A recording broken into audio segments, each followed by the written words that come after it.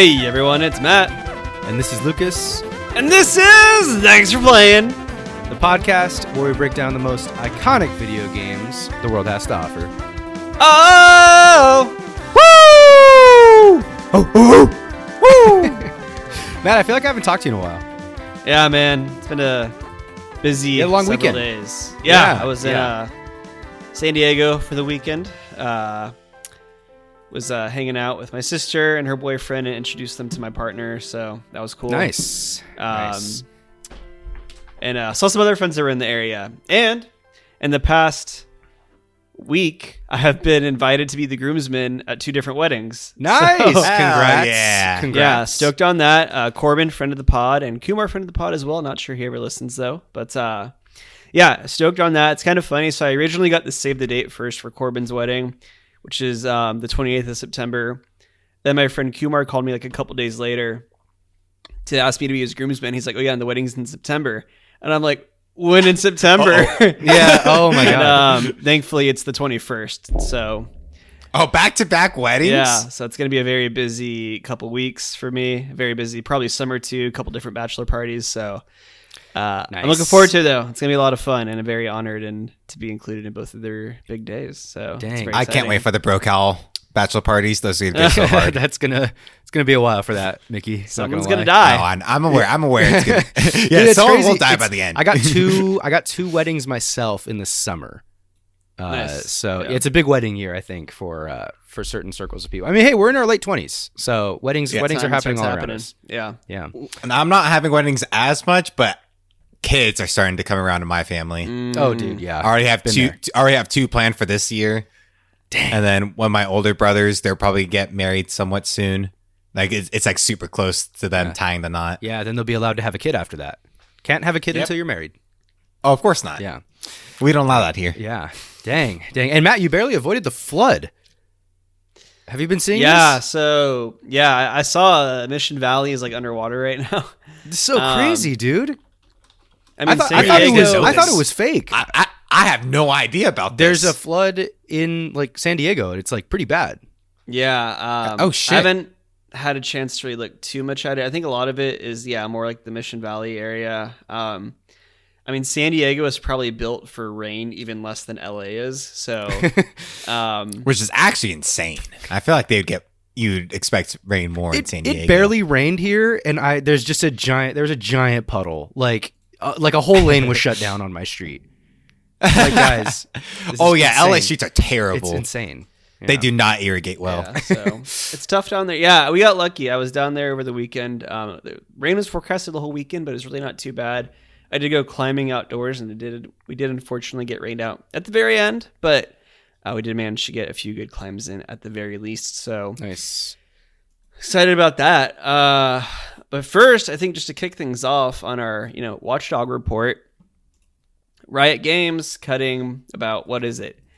Laying off 530 workers, I think. 11% of their workforce. 11%, yeah. Which is pretty genuinely insane. That's a lot. There's some positives in this, like as far as the package that they have, the layoff pack or the severance package, but it's still a lot of bummer. Obviously, I think a lot of people that work at a company like Riot, they're very passionate about it, and obviously, no one ever wants to get laid off, so not ideal at all. Really quickly, just to go over the severance package. Wait, so can we talk about why it happened? Yeah. I mean, let's dive into it. Yeah. The CEO had a real heartfelt announcement that he made out to. I don't know if you guys saw the letter. I guess the announcement that he made, just kind of a press release about why the layoffs were necessary or why they ended up happening. Basically, they're pulling out of like some of their. They're basically just putting all the resources into just Valorant, TFT, and League now, right? Yeah, Just like of it. I basically what he cited was Riot made some bets in the last few years and doubled in size and just got really, really huge because they've become kind of more of a, not just a gaming development company, but also like an entertainment company as a whole. I think they're referring to some of the Riot Forge stuff. They're referring to Arcane. They're referring to just like the teams that are managing things outside of core game dev for Riot. And, he mentioned that, hey, those teams have become unsustainable and it hasn't worked out and the bets haven't really paid off. So they're downsizing, I guess, right-sizing more so, to focus back on, their core products and things like that.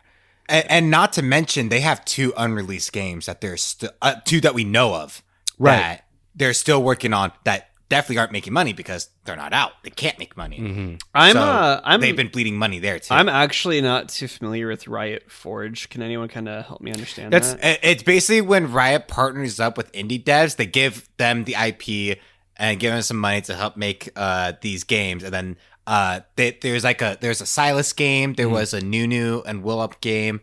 I think there were a couple more. I think there's going to be an Echo game that just released. It's Riot's indie game dev sort of platform and publishing platform in a way.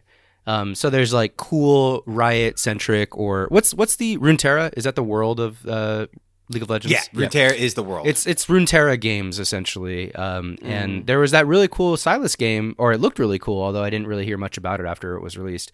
But there's sort of like a Riot platform for non-core sort of gaming products that they're making.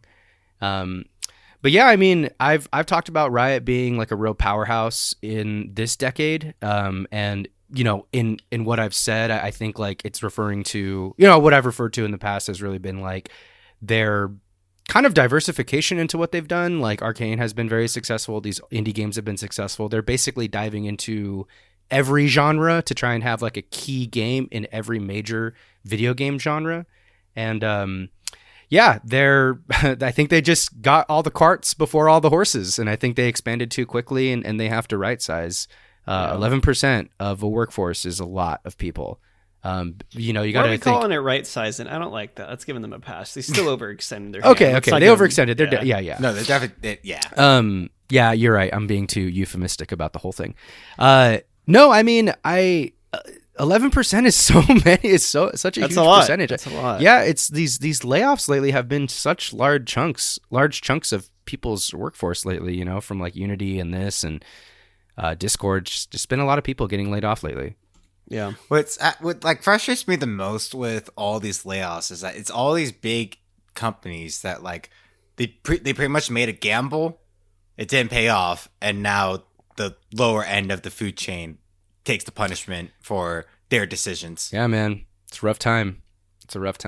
Yeah, and who knows what was told about those people. Like, I think like when any company is taking a risk, like the risk always goes down to the lower level employees, basically that assume the risk because they're the ones that ultimately have their jobs on the line, not necessarily the CEO or C-suite level people. Although they can have their jobs on the line too. But the sad thing is that who knows what internally was talked about with, the people that were working on these side projects or these things that Riot overextended on. I think one of the most frustrating thing as an employee, when you get laid off is like being told that things were going smoothly, or, hey, like, we're getting an influx of cash and, things will look up. And, who knows what the employees are really being told as this was coming up. And I'm sure a lot of them were kind of hit with a curveball right there. Yeah. Yeah, it's unfortunate. I did check on my friend Sabrina's Twitter. Friend of the pod has actually been on the pod before a while ago. It was a good episode. Yeah. Kind of talked about the esports ecosystem. Thankfully, her job is, she's going to still be working there. So glad for that. I have a couple other friends that actually work at Riot that I do need to check up on, see what's going on there. Hoping that they're all good to go. I will say, though, as far as severance packages go, this one it's a very good one. Pretty generous. They're offering 6 months of salary minimum, potentially more based off your roles and how long you're with the company. They're offering a cash bonus equal to 100% of everyone's individual annual performance bonus target, even for employees that only had just joined within the last year, so they didn't even hit that the first time. Health benefits will last as long as you have severance as well, so at least 6 months at the very minimum. Play fund and wellness fund, I'm not sure how that is. Typically that means like if that's, like gym expenses, things like that. I'm not sure how play fund works. I'm guessing that's probably geared towards games. But they're offering an additional $1,000 to cover any expenses that were relied on because of the wellness or those funds. And equity, they're basically not touching anyone's equity. They'll still be able to cash that in as far as I could tell. whenever those vesting periods are over, letting people keep their computers and any peripherals they have. That's crazy. That one's crazy. Just like, wow, they really sweetened the deal.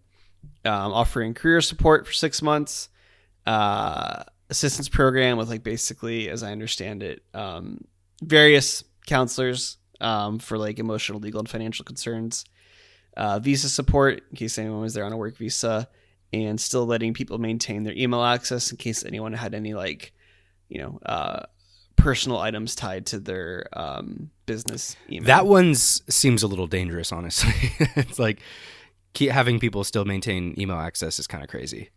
I'm sure their IT can finagle it in a way that's there are definitely ways to to make that secure. So yeah, it's a bummer. I would like to say as well, I think of all the layoffs we've seen so far this year, which is like already like 3,500 within the games industry, something like that. This is probably, at least from what I've seen, the one that's been handled the best. That said, I'd like to know if Riot's CEOs thought about lowering their salary or anything like that, So again, extremely generous salary stuff that they're doing with the severance and everything. But I don't know. I'm very lukewarm on Riot overall after this. I don't know. I mean, they make good products, but I've always been kind of lukewarm on Riot, to be honest. Yeah, Mickey was just streaming League of Legends right before this. Yeah, Mickey supporting Riot. I was having a terrible time. Yeah. You can't tell me they don't. You can't convince me they don't sell enough skins to like. Yeah, that's crazy. Like, salaries. They got to have so much revenue flowing in. How? I guess it's like Tencent. They're owned by Tencent, so like ultimately the decision comes from them, I guess. And also they pump so much money in esports that definitely also just is a shit ton of money that's just down the drain. Yeah, that isn't profitable. Man, I think I'm out on esports, like officially. You've been, but like officially, You haven't officially been out on them? Oh no, I still like Smash, but you're out on Smash? Actually, when have you been in esports? That's what I want to know. I was into esports. I was pretty hardcore into it. Not hardcore. I was into the business side of it pretty intensely in like, I'd say like 2016 to 2019. And then I woke up. Yeah, that's what happened. I had what's the right pill you take in You took the red pill. I took the red pill. I took the red pill. I woke up, started a podcast. Yeah, that's right. Yeah, I don't know. I think I'm only in on grassroots esport communities. Mm-hmm. Yeah, mm-hmm. I don't know. Those are definitely where the homies are. Yeah, for sure. I just don't think it's ever going to work out, to be honest. I'm gonna pivot us over to the GDC survey, if you guys don't mind, because that's more exciting news, I think, or in some ways exciting, but certainly more fascinating than what we were just talking about. For those of you that don't know, the GDC, or Game Developers Conference, it's sort of a multitude. It's an entity that does a lot of different things in regards to game devs. They host conferences, both physically and digital conferences. Support for game developers. It's sort of a network of game developers as well. So if you know any game devs out there, they've probably in one way or another either attended a game developers conference or are trying to be affiliated or have goals to be affiliated with the GDC. And they do a yearly survey, and we have our results of the 2024 State of the Games Industry from the perspective of game developers. We got a copy of the report in hand right here. It's a 37-page PDF. With some really, really interesting questions being asked, and kind of gives us an idea of what to expect in 2024. So I wanted to go through a lot of this. Some notable results here. 4 in 5 developers have ethical concerns about generative AI. Very topical. 56% of developers are worried about future layoffs. Also very relevant. 26% of AAA developers have games being adapted into movies or shows. This is literally like all the stuff that we've been talking about in the last couple of weeks. 26% increase in games with accessibility measures. And young devs, I don't know what exactly they define as young, but young devs are 157% more likely than older devs to support unionization. No surprise there. But as we go through this game developers kind of state of the games industry report, if you guys have anything notable you want to jump on right away, let me know. But I'll just be kind of going through what we got here. Yeah, I mean, the big thing that just stood out to me, and I think just because it's a bit more topical for me right now, there does seem to be still a decent amount of interest in VR. On page 7, they noted asking the devs what platform interests you the most as a developer right now. PC, of course, being the most at 62, PS5 at 41, Nintendo Switch potential successor at 32. Xbox, Nintendo Switch current, and then VR headsets with 21%. I thought that was pretty interesting, notably ahead of Mac at 12%. I know, why is Mac there? But yeah, I don't know. I mean, I think VR is in a bit of a slump right now, but I'm especially as having just bought a MetaQuest, I'm excited to see that there's still some interest in it. Also worth acknowledging that the VR platforms that interest people the most, developers the most right now, as well as what they anticipate their next game being released on, is the MetaQuest / MetaQuest Store over Steam VR, with 40 to 34% as which interests them as a developer the most, and then 34 to 26%. So pretty notable, I'd say. Very curious to see where that goes from here. I really, I think it's cool that one notable thing here is, which platforms most interest you as a developer right now. It looks like, I mean, PC is obviously leading the way, but PlayStation 5 is actually well above the Nintendo Switch 2. It just says Nintendo Switch successor was the response there. And it's above the Xbox Series X and S. So it seems like there is a little bit more, for the people that were surveyed, more interested in developing for PS5, more so than any other console available right now. So I do find that pretty interesting, very notable. That doesn't surprise me too much. Mm-hmm. It's weird because, as we'll talk about a little bit later in this podcast, talking about Microsoft's potential dominance being undeniable in the marketplace right now, it seems like there is quite a bit of interest in the PlayStation 5 development platform, but there just seems to be more going for Microsoft in general. Maybe the people surveyed are not owned, maybe they're not Bethesda, Activision devs that are just owned by Microsoft at this point. Maybe it's just cool indie devs trying to develop for PS5. I'm not sure I understand why you're so high on. We'll get into it in a little bit here, but I'm not sure why you're so high on Xbox. Well, obviously Microsoft has been making some of the best purchasing moves that we've seen of any other. I mean, more so than Sony at this point, with Bethesda and. Yeah, but what good is Bethesda anymore? Yeah, I guess you're right. I mean, I guess we'll talk about it more later in the podcast. Yeah. So we'll save that for later. Okay. Mickey, you got any ones you want to point out right now? Not that you guys have not, the development one was one that I had highlighted that you already pointed out. Mm-hmm. Nothing else that I've seen so far. Okay, gotcha. One thing that I thought was pretty interesting. Where was it? Oh yeah. So from this survey, what best describes your company? Indie studio were the highest response rate here, 32%, and 18% were actually AAA studios. And there was quite a bit of people in the education and creative services and consulting, which made up about 10% of the overall kind of population there. So we forget, as consumers of games, that there are so many, what's considered game dev and what games are out there right now. There's so much more that's kind of on the education side and the creative services / consulting. AAA studios only really made up about 18% of the respondents here. So quite a bit smaller than I would expect.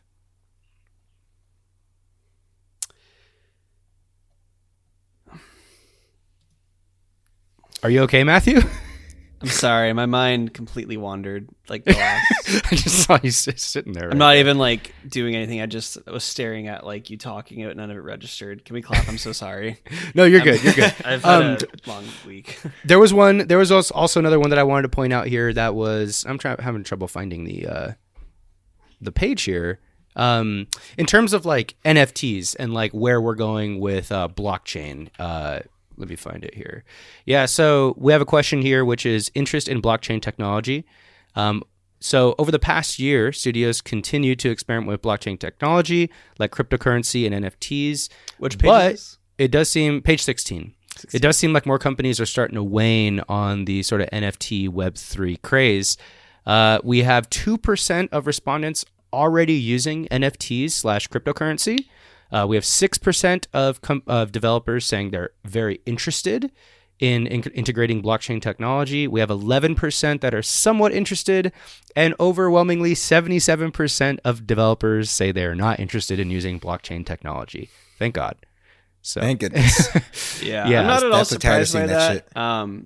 I think society as a whole is kind of out on crypto right now, especially with Sam Bankman-Fried most recently being, indicted. Yeah, or you convicted even recently. had Logan Paul shut down Crypto Zoo pretty recently. shut it down. Well, yeah, shut it down officially for shut good. it. Yeah, that guy's a schmuck. Yeah, CoffeeZilla did some good videos on that. I recommend everyone watch Yes. his stuff. But Those are fantastic. I mean, even evidence with like traditional finance trying to get into like the crypto space, kinda. There were not NFTs, excuse me, the EFTs or ETFs that got approved recently, and they immediately tanked. So like, it's pretty much just, as far as I can tell, traditional finance just wanted to create these Bitcoin ETFs, basically, so they just had a way to short Bitcoin. So I think it's a positive. I'd say that studios are getting out of it. But I mean, in some ways, right? Like, and maybe you can help me on this, Lucas, because I don't really understand CS skins that much. But I know I recently saw like that The there was AK? like $1 million like AK Yeah. skin or something in CS2 or CS, right? CS2. CS2, I guess. Yeah, CS2. CS2. Yeah. I mean, in some ways, like that being able to be sold, like wouldn't that just be made better by an NFT technology? Because then it's more like security around it, I guess. Yeah, I don't know. I think, and honestly, I'm not an expert on CS skins or cases and all that other crap. But yeah, I mean, in a sense, what people are trying to do with like NFTs in gaming is kind of what Steam has been doing with like CS skins and stuff like that. I guess if you backed the skin with more of like an NFT backing, it might create a little bit more security or more exclusivity around the item that's owned, quote, owned. And maybe you can make the case like, hey, if you were to NFTize it or you were to, Web3, the freaking Steam marketplace, then it would be, it'd be owned by the person, not by Riot or not by Valve at the end of the day, because that person would own an NFT, not the Valve issuing a like anything you own on Steam, quote, own on Steam, you're actually leasing a license from Valve. So Valve has the opportunity to take away your access to all of your library any moment that they want to. Yep. So yeah, I mean, we all understand that. We all know that. And I think when it comes to NFTs, crypto, like Web3 in gaming, I think the idea is that people can probably own their thing, literally own it because, it lives inside of their, I don't know, wallet. Would it be a wallet at that point, Matt? Be like more of an inventory. Yeah, I don't know if I have. Yeah. Yeah. So yeah, interesting stuff. The last thing I wanted to touch on that was on this report is AAA developers having their games being adapted into films. So obviously we talked about this a couple of episodes ago, or I guess it was last episode, talking about, what the next big IPs are, how successful video game adaptations have been on the big screen and on TV. Five Nights at Freddy's blew up. Last of Us was great. Super Mario Bros. Movie and Dungeons and Dragons: Honor Among Thieves, all commercially, critically successful, or at least commercially successful, shall we say? And 10%. Can you count Dungeons and Dragons though? Isn't that more like a? It's a game. I wouldn't consider that video game adaptation, but Okay, well, it's a Baldur's Gate adaptation. What? no, Not at all. absolutely not. Okay. We should clip that and get people mad from what I just said. Yeah. Okay, so 10% of people reported that their AAA game is being adapted into a episodic show or film. And 20% have said they've talked about it internally. 6% say they've been approached. And 2% actually reported that they've actually pitched their game to be a TV show or a movie. So really, really interesting stuff. Honestly, I think that this number is only going to go up over the next few years.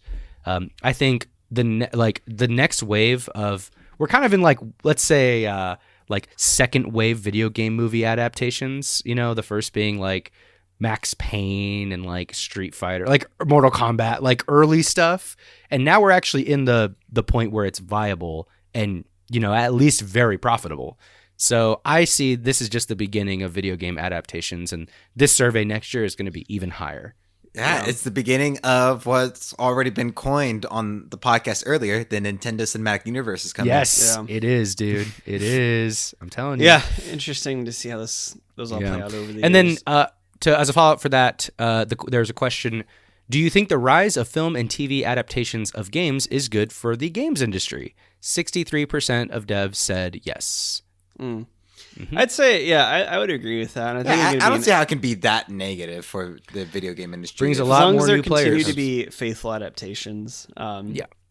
I gotta say, I hope we sooner than later get a BioShock adaptation, and I have the perfect casting for Atlas / Frank Fontaine. You ready for this, Lucas? Okay, yeah, wait, sorry. We're talking about what? BioShock. Okay, yeah.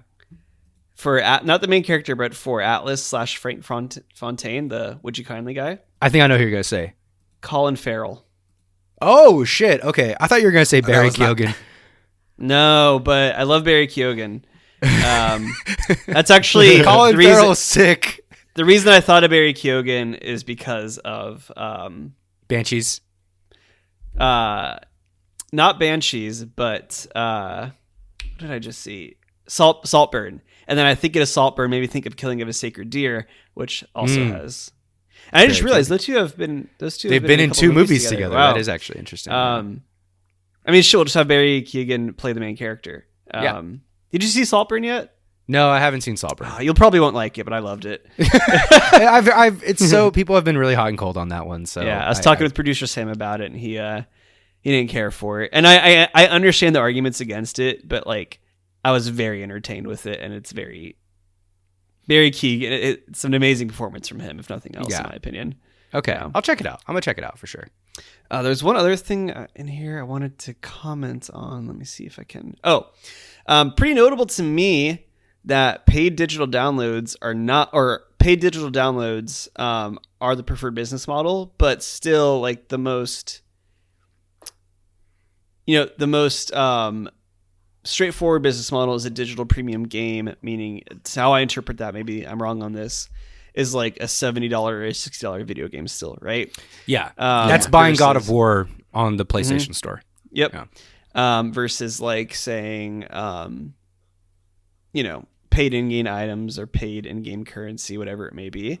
That said, it is a little depressing that physical premium game is down to 21% on that being developed. I think notably, Alan Wake didn't even have a physical release. Is that correct? Yeah, not at all. Yeah. So I think that's kind of inevitable, unfortunately. And the other negative around this too is I think it kind of reinforces, I want to say it was Ubisoft that was saying like we need gamers to get comfortable with the idea of not owning their games.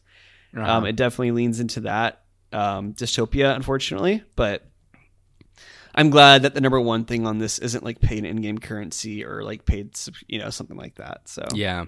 We own, the depressing thing is if you go deep enough into it, we own almost nothing like that we like use. Like I can't even repair my phone.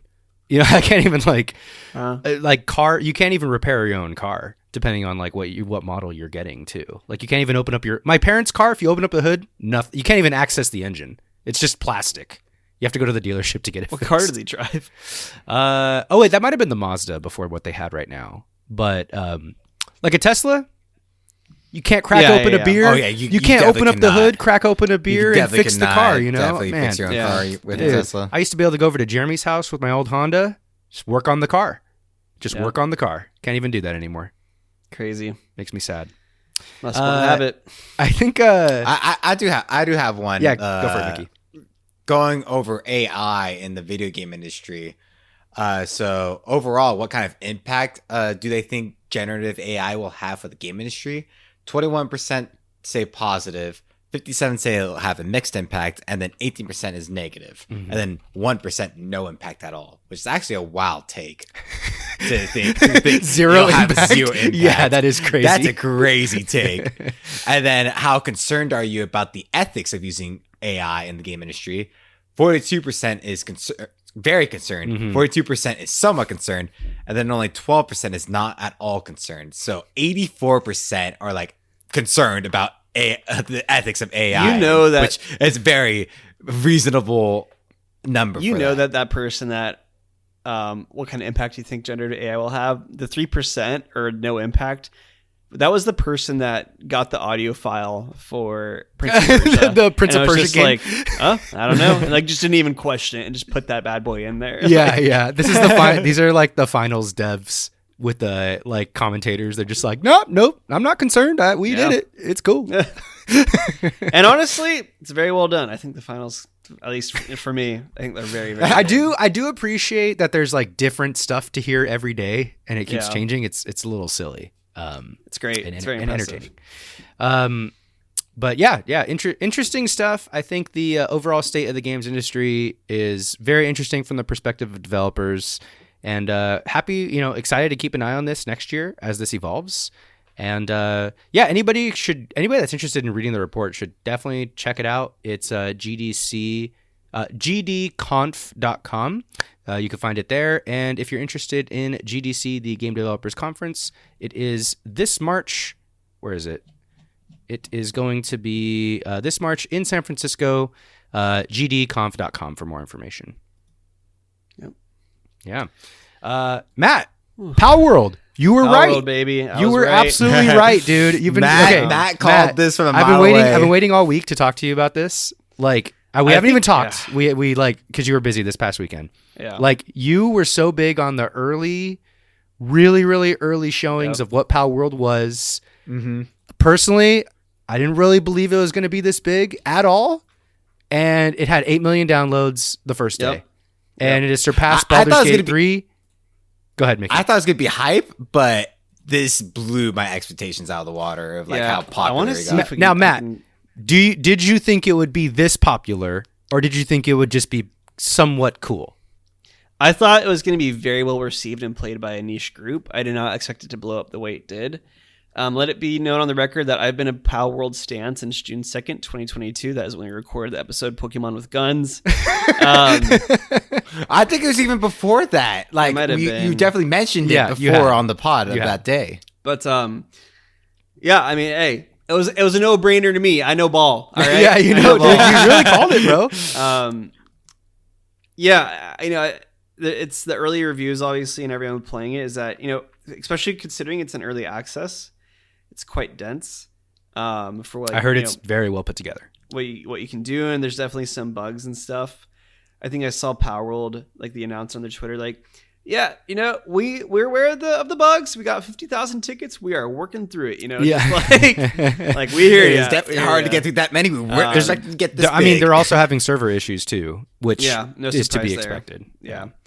Some notable things though. Apparently, the Xbox version there's been some more issues with that. Notably as well, the Xbox and Game Pass PC version cannot do dedicated servers yet. I don't know if they said it was out of their hands. I don't know what that means, but what does that mean?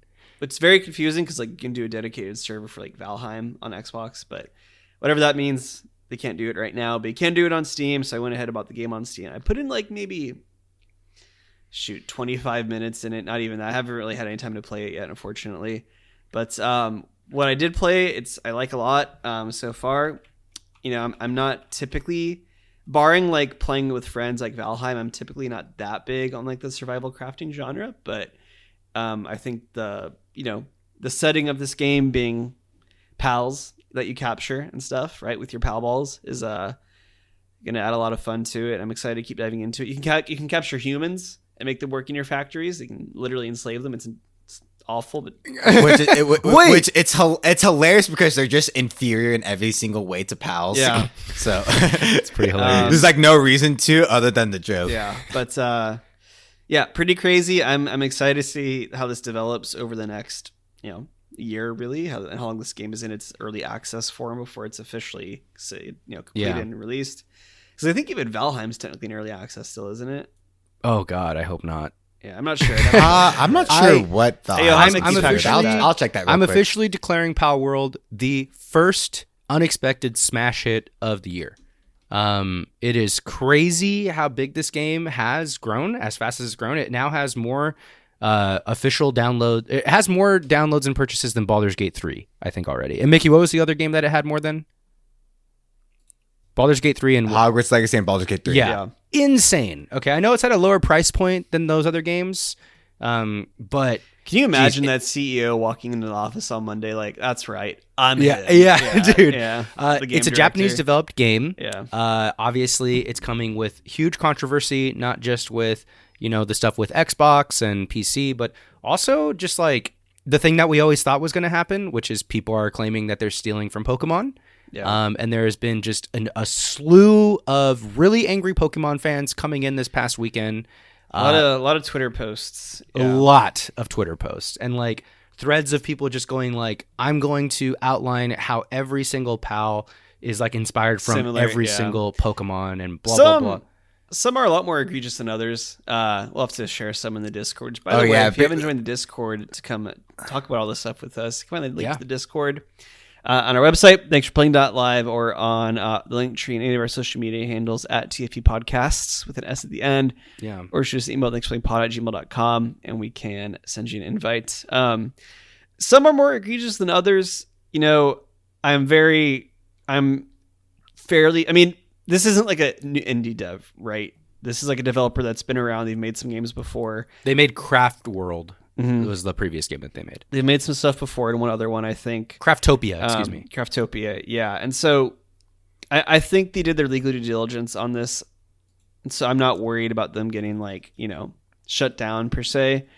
Nintendo, there's no way this hasn't made it to their front door yet. Before it was released, what I mean, I'm sure if this was ever going to get legally shot down, it would have got shot down during the development stage when they were showing gameplay and stuff. So I don't think any of that's going to happen. And, I don't find me an original idea, find me a truly original idea, I was hoping for you to get to this point, Matt. No, okay. First off, I just want to use this platform as an opportunity to say, please, anybody out there, do not DM any devs, post on tag developers from Pocket Pair on Twitter. Don't harass anybody. Yeah. Okay. First things first, and second, for the people that are really upset about this. Yeah. What Matt just said, there's only a limited number of ideas out there. And honestly, a lot of Pokemon's character designs also come from a lot of other sources too. And if you look at Dragon Quest and you look Dragon Quest creature design, and then you look at Pokemon creature design, you're going to see a lot of inspiration that came before Pokemon that was then used in the Pokemon universe. Pokemon just happens to be the biggest by far IP that has the formula that it has of capturing and training pocket monsters or whatever you want to call them, but other games, other IPs have done that. Other monster tamers. Yeah. And I think that we all need to take a step back and take a deep breath. And also, I want to hear what Hot Mickey has to say because he's the Pokemon fan here. I wouldn't exactly call myself a fan, but more so than me and Matthew here. I, for one, don't care too much about the designs of the PALs. And I think I actually am sort of in favor of how they did. You're going to see some egregious ones, but they do have some that are unique design as well. And I just think it's a big wake up call for Nintendo. I agree. Somebody else can do this. Yeah. You're not the only ones who have this formula down anymore. Yeah. Yes. I was going to say that too. And this is a lot more interesting than Pokemon. Honestly. Yes. Yeah. People have been complaining for years that Pokemon is just so bland now. They're not doing anything much with the formula anymore. It's super easy too. And Palworld puts the survivor crafting spin on the Pokemon formula, and it worked out beautifully. Yeah. And they took out the monotony of it too by making the crafting autonomous, which is a big plus. Let's not call it autonomous. We're making our pals do it for us. No, but Mickey's saying it's just. No. I know. You're not sitting. You're not sitting there. You're not just sitting there. Whacking You're not grinding it yourself. Yeah. No, I hear you. I just wanted to call it what it is. Indentured servitude, like. Yeah. No, I that's the I'm biggest on that. thing is giving Game Freak actually knows that they have like competition now, which I think is important. And hopefully this makes like we'll get a really cool Pokemon survival crafting game, right? Yeah, I mean, look, the Pokemon formula has been around for so long and like not iterated on that much, and doesn't like 25 years. Then they don't deviate that much game over game. And they create new Pokemon, and that's fun, that's cool. They put it on the new system, and like Pokemon even graphically has like gotten away with not keeping up. And graphics, whatever. I don't care about that graphics that much, but they've gotten away with not caring enough about performance and graphics. And Palworld looks nice too at the end of the day. Yeah. And it's still in early access. Yeah. So exactly. Yeah, like for example, like with Scarlet and Violet, like the massive performance issues that had on launch was ridiculous. Like they just don't care about releasing a great product on launch. Yeah. Exactly. It's stupid. So like someone needs to keep them in place, and Palworld has done a fantastic job of like waking Nintendo up. Hopefully this wakes them up. Yeah, I will say, look, go ahead, Matt. I was just gonna mention though, someone did already make a mod that just like makes it Pokemon. Oh yeah, great mod. It looks incredible. Actually, I'm extremely impressed. And I've just seen a bunch of memes of like Nintendo hunting that down the water, assassinating them, breaking down their door. That's insane. They made it that quick though. I don't understand how that's possible. Yeah, actually. the modding community, Matt, crazy.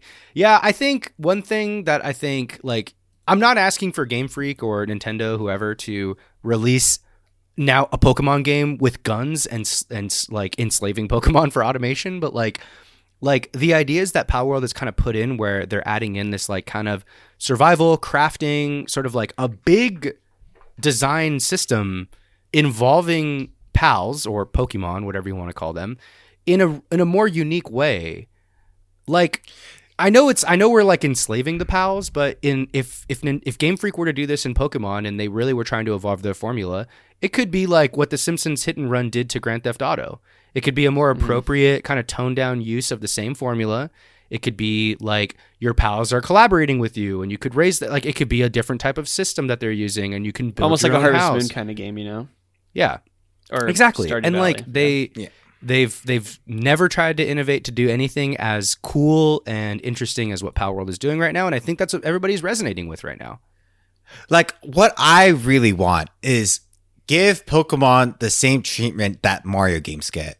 Like every new iteration of Mario, like it feels super unique, and like visiting each separate game doesn't feel like you're visiting the same game. They each have their own unique aspects. Like Galaxy is completely different than Sunshine, which is completely different than Odyssey, which is completely different than 64. Like each of those have a nice desire, besides just like basic on like, oh, different Pokemon are in here. Yeah. Oh, they introduced fairies in this generation. It's like, oh, a couple new moves are in this generation. It's like it's just the same game over and over and over. I want them to actually give it the same proper care that like Mario and Zelda does. Yeah. Or like even Final Fantasy, you get a completely new like combat system every single new different like sort of setting every game, combat system, like different characters, like interesting settings. Like it's different. And like, Pokemon needs a little bit of a refresh. Wake up, Nintendo. Wake the fuck up. Yeah. Hats off to, oh my God, what are the devs' name? Pocket Pair. Hats off to Pocket Pair. I think I'm going to be powering through. I'm probably going to be streaming Neon White tomorrow night just because I need to finish that for the pod. But I will definitely be moving my streams to Palworld, I will say, and hopefully we can get a big TFP Palworld server going. That'd be fun. Hell yeah! All right. Last topic I wanted to talk about here today. Anything else on Palworld, boys? Buy it. Sick. Okay. So last week there was an Xbox Developers Direct, a 2024 event, and we're here to talk about it. We're here to recap it. There were some interesting announcements. These are all Xbox / Game Pass games that are going to be coming. Most notably, a Hellblade sequel, Hellblade 2, a new Mana game as part of the Mana series, Visions of Mana, and a first-person AAA Indiana Jones game, Indiana Jones and The Great Circle. Really cool. These were the same developers, Machine Games, that helped reboot the Wolfenstein series, so the anticipation is very, very high. They used a young Harrison Ford's likeness in this game, and it is also first person, with a little bit of third person points of view and certain interactions and things like that. Voiced by Troy Baker. Yeah, we like Troy Baker. We like Troy Baker. He's very talented. For those that aren't familiar, he I don't know what other games other than Last of Us he's not off the top of my head, but he voiced Joel in Last of Us and is just an extremely talented voice actor. So yeah. So this brings up something I want to talk to you guys about too. And I know we referenced it earlier in this episode. I think Microsoft is like lapping Sony right now in terms of the moves that they're making. I mean, this is a massive IP right here. I think that if you think about the most recent, okay, we talked about it last week, Game Pass, miles ahead of PS Plus. Microsoft has acquired 2 massive acquisitions in the last couple years, 2-3 years. And the PS exclusives, their sequels kind of, for a lot of people, were just, I don't think anyone's getting sold to buy a PS5 because of Spider-Man 2.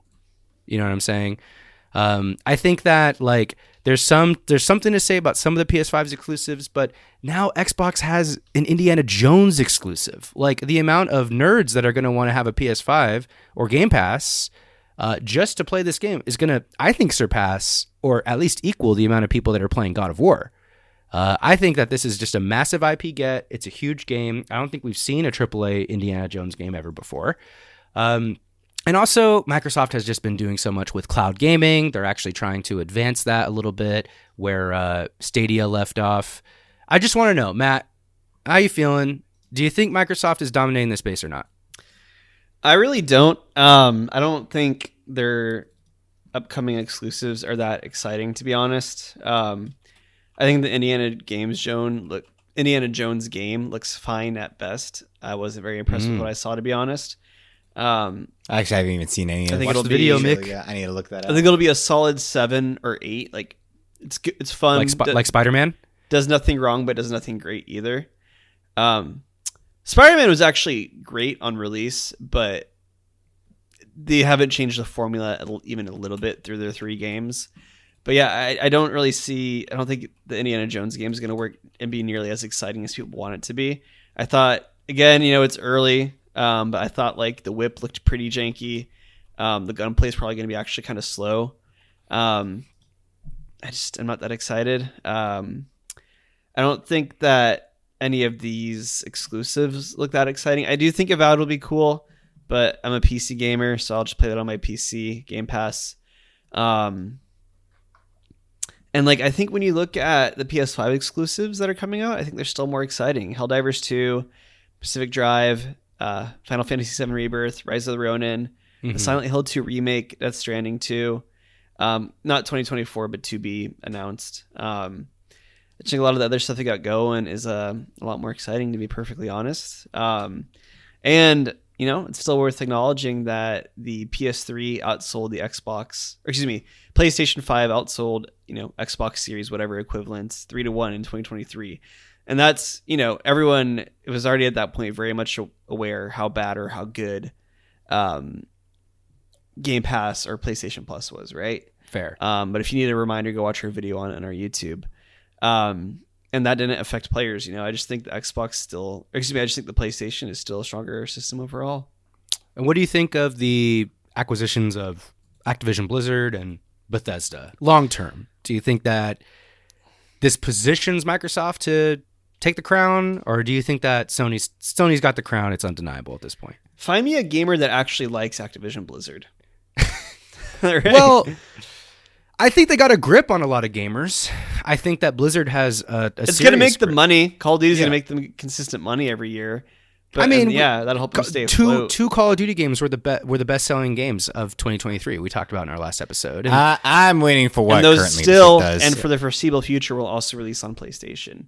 Yeah, it's going to make them for good the money. foreseeable future. Yeah, but it's going to make them good money. Come on, we don't really know if that's a handshake deal. Like at the end of the day, It is. I just don't see it being overturned anytime, like in even the near or far future. That would be like, I feel like that'd be grounds for legal action almost. I don't know how, but it would. I guess. Yeah, I don't know how either, but I'm with you on that one. I mean, and we like got Bethesda is like trash now. Honestly. Okay. Okay. Yeah. I keep saying Bethesda. You Bethesda. spent Like, $4 billion on Bethesda, and you got shitty Starfield, where it was so bad they literally were going into Steam reviews to defend their game. Yeah, saying no. We're not the problem. You're just boring. No. I keep saying Bethesda as if like I'm like it's some sort Making of dagger a strong or something. point. Yeah. Yeah. But I know it's not. I'm just trying to stir the pot a little bit. I do think that like Call of Duty, Activision, like. That's kind of an interesting asterisk, and honestly, I'm really curious to see how things play out in the next 5 years, 10 years of what the Activision Blizzard, like, what it actually ends up looking like. If, like, Microsoft ever decides to say, like, hey, all this stuff is playable exclusively on Game Pass and exclusively on Xbox. You have to have our consoles or you have to have Game Pass in order to use this. Like, that would be crazy. I think it would work, too. Like, I honestly think that people would... buy Xboxes, and I think people would purchase Game Pass if it meant a WoW subscription and access to play Call of Duty. I would definitely be back on WoW if it came with Game Pass. Yeah, dude. I would definitely be back. Yeah, on it. and on top of that, Game Pass gives you a better product. Game Pass is just flat out a better product than PS Plus. So I think I'm a little bit more like Microsoft curious than you, Matt. For lack of a better phrase, I do think I don't that think Microsoft something like has, that would help them sell more Xboxes though. I'm saying Microsoft's dominance in the gaming space, and what I mean by that is like Game Pass subscribers, like hardware sales, but also like Microsoft with Game Pass, like PC gamers also like apply to this sort of thing too, because if you're a PC gamer playing WoW on your PC, you are inside of the Microsoft ecosystem of dominance because you're playing something that they own. That's what I mean. Okay. I mean, if we're bringing in PC into the conversation, objectively, because Sony doesn't really have a stamp in the PC world in any capacity. Mm-hmm. I'll agree with that, but I guess I'm looking at it more so just through because to me, like, hardware sales. Sony's not even like competing in that. Like, that's not even like they're not even worried about that per se, I guess. Yeah. I'm sure they're keeping tabs on it, but like it's not like it's literally not even a business line for them, right? That's true.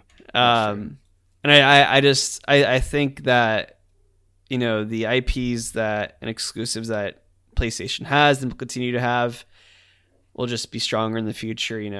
God of War, not just Spider-Man, like Marvel, every Marvel potential future game, really, like the big ones, Marvel Wolverine, Last of Us, Death Stranding. Wouldn't be surprised if Hideo Kojima's game is a Sony exclusive. I wouldn't be surprised either. It's going to be a Jeff Keighley exclusive, actually. It's going to be a Jeff. Only he could play it. Jeff Keighley is like the definition of a social climber. Like, I don't think I care for that guy. Sorry, Jeff. I know you're listening. Hey, Jeff, if you're listening. Yeah. But hey, maybe I'm wrong. Hey, let us know in the Discord. Hey, let us know in the comments. Yep. Especially you, Jeff Keighley. Yeah. Tell us, Jeff Keighley, please. Yeah. Cool. Yeah, that's basically all I had for you guys here today. I just wanted to know your thoughts here on these here topical topics. You guys got anything on your end? IGN, for some reason, reviews anime now, and they gave Jujutsu... I always fumble that. They gave Jujutsu Kaisen Season 2, Part 2 a 6 out of 10. Yeah, that's cap. That's big. Who's the correspondent for anime on IGN? Actually, I'm not sure. A 6? I don't even watch this show, but I'm upset. If you watched Season 2, Part 2 as a standalone, I understand what he's saying, but that's just not how a serialized show works. Like, yeah. So like it's a continuation. Like you need to watch the first part. Like did you watch High School of God, Lucas? No. Or God of High School? I think the way I would describe Jujutsu Kaisen Season 2, Part 2, if you didn't watch any of the other part of the series, it's like out of high school where it's just like That is a perfect way. Yeah, of it's like a describing lot of it. action and like a lot of good fights, and you won't understand the context of like any of the fights or anything. And the animation is just gorgeous. And the animation is beautiful, but you're not gonna understand anything. That was a really good analogy, huh, Mickey? Wow, That's a fantastic analogy. I was impressed with that analogy. Yeah, clip that. We're gonna put that as a reel. Okay. But yeah, like every fight has so much emotion that has been like built up over the course of the series, and like, yeah, IGN continues to prove their schmucks. But they did get a rare dub when they gave Spider-Man an 8. That was a rare dub for them. Yeah. Their reviewer is Raphael Motomayor. Not familiar with him. He's a freelancer. I'm not sure. I'll have to kind of dive into some of his other stuff, but he seems to mostly review like anime and Nerd stuff, other Marvel. like animated stuff for them. Yeah. Ooh, I need to see what else he has reviewed. Yeah, hang on. I want to see some of his. Well, let's see what reviews on what stuff. rating he gave Vinland Saga season 2. Well, what's his name? Okay, well, he gave Raphael Motomayor. You can find Yeah. his link on the IGN article for Jujutsu Kaisen season 2. He gave Vinland Saga a 10 out of 10. That's accurate. We're just gonna stalk this guy. Is that what the episode's becoming now? I'm just like, yeah, Absolutely. basically. Let's see. Oh, let's see. Did you see the Fablemans, Lucas? Let's see what he gave the Fablemans. I don't see what he gave the Fablemans. Where are you seeing that? I just clicked on his profile, Oh, okay. like through IGN. What did he give the Fablemans? He gave it a 9 out of 10. Okay, that's not bad. That's Ooh, right. what did he give Dr. Stone? Attack on Titan series finale review. He gave it a 10. Gave it. All right, I think I could accept 8 for. We're just Dr. creep. Stone. Why are we doing this? Maybe we should just end the episode. Yeah. Okay, Matt, let's do the plugs. One more. Okay, one more. Go ahead. Demon Slayer. What did he give the recent season of Demon Slayer? I don't I would guess a 7. That was a bad. That wasn't very. You get good. a 5. Wow. I'll actually agree with. No, even actually, No, 5 is too. that's. I would give it a 7, Yeah, I would also like lean 6 or a towards 7. But 5 is 5 is pretty brutal. egregious. But hey, I don't disagree that much. All right, everyone. As always, you know, we're posting a lot of good content actually lately. Definitely check out the YouTube if you haven't. We actually just crossed the 100 subscriber threshold. We're at 107 now. So go check that out. We got a video coming out in the final soon. Super excited about that. And then one coming out on Indie Devs sometime soon as well. So stay tuned for that. They're definitely going to be fire. You can find that on our website. Thanks for playing.live. The links to that. Or you can find the links in the Discord or our link tree, which is going to be any of our social media handles at CFP Podcast. That is at CFP Podcasts with an S at the end. You can find the link to our Discord in there as well. Best place to reach myself, Lucas, Hot Mickey, Milkman. And I will just mention, unfortunately, everyone, Milkman will be absent from our episodes for a little bit. Generally, nothing. Milkman is fine. Nothing happened. As long as we keep recording. As long as we Mondays. record on Mondays, which is generally the day it works best for the majority of us. Unfortunately, he has a commitment that came up, and hey, Milkman's got to deliver his milk. Yeah, he got a new shift. Yeah, new shift. Unfortunately, New as you shift. said, New milk yeah. shift. New milk shift. But yeah, a lot of exciting stuff coming up. Follow the pod, join the Discord, come hang out. It's a good time. And I'm gonna go ahead and just plug my personal TikTok I've been having fun with. Good Go for idea, it. Matthew. Or actually, shit, I don't even know if it's at Good Idea Matt or at Good Idea Matthew on TikTok. I think it's Good Idea Matthew. I think it might be at I'm Good not idea, on Matt. TikTok, so I wouldn't see it. I think it's Good Idea TikTok. Matt on Instagram for sure. Yeah, I'm Good Idea Matt on TikTok though. Good Idea Matthew was taken, or Good Idea Matt was taken on Instagram, unfortunately. Yeah, Good Wow. Idea Matt on TikTok, Good Idea Matthew on Instagram. I'm posting some bangers as of late. Lots of likes. Having Yeah, fun dude, you're with popping that. off. Yeah, my most recent video got 1.5. One of my most recent videos got 1.5 million. Wow. Posted a few others that are I'm kind of getting consistently past like the 1,000 threshold now. So Bro. I am having fun with it. So if you want some good corporate comedy in there, you know where to find me. Good Idea Matt on TikTok and Good Idea Matthew on Instagram. Dude, this is crazy. The one I know. that you posted that got all like the 1.5 million, like you put out in December. I know it just started blowing up again out of nowhere. I think someone that was like notable might have reposted it or something. And that's kind of like gotten that like boosted a lot of my other stuff too. It's kind of crazy. Yeah, dude. And like most of them are just me sitting at my desk typing. Like The wolf one was sick. dude, I had so much fun making that one. Matt, the day I know that you made it is when I see your TikTok pop up on my Twitter feed. Right? Yeah. That's what I know. You popped off. We did have a super fire, like just comment fire in the most recent TikTok we posted for the podcast account too. Everybody was just I didn't have. I don't know what people were like. People just didn't watch the TikTok and just wanted to comment right away. No, they're just Nintendo fuckboys. That's what Probably they are. The same people mad about Palworld. Yeah. Yeah. Well, anyway, if you guys want to see the TikTok that we posted, you should just go follow the TikTok. Yes, sir. Again, at TFP Podcasts. That is at TFP Podcasts. With an S at the end. All right, everyone. This has been. Thanks for playing. Catch you next time. Skibbity bop.